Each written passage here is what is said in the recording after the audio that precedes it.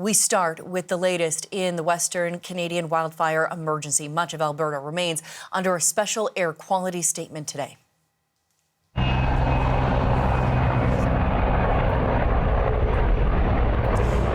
With dozens of wildfires burning across the province, several regions, including Edmonton, are expected to be in the high-risk category today. And Environment Canada warns that those in high-risk areas should consider reducing or rescheduling strenuous outdoor activities, or if you are experiencing symptoms such as coughing or throat irritation. Albert Delatella is here now with the details on those high-risk areas. Albert, what do we know?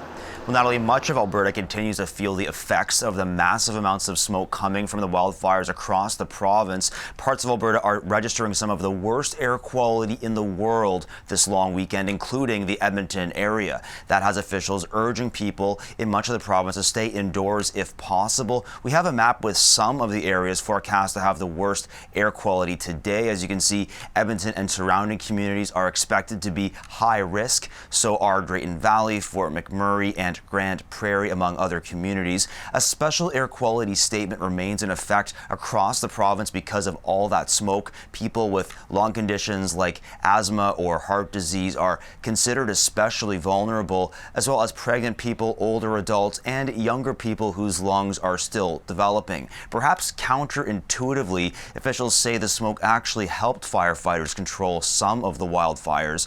The smoke cover blocks some sunlight, causing a cooling effect, resulting in lower fire activity. Here's more from Alberta Wildfire.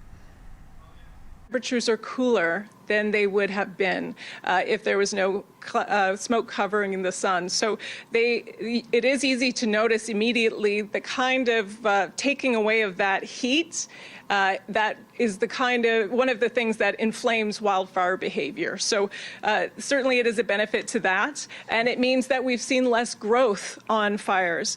On the other hand, we haven't been able to get into the air as often.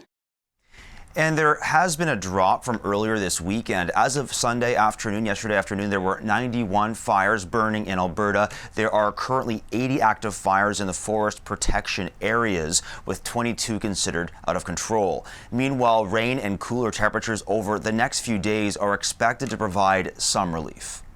Albert, we know BC also dealing with air quality concerns in parts of the province, and there's also a new evacuation order there as well. Tell us about that.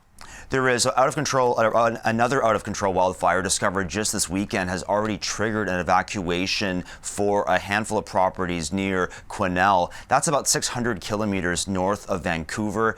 It's being called the Zenkaicut Lake wildfire. The evacuation order is for the area west of Highway 97, and the wider zone has been placed on alert as well. Meanwhile, the Pelican Lake wildfire, about 300 kilometers to the west, has grown to a wildfire of note. Communities such as Anaheim Lake and Ulgacho First Nation remain on alert for possible evacuation. Natalie. All right, Albert Delatella with the latest for us. Thank you, Albert. You're welcome.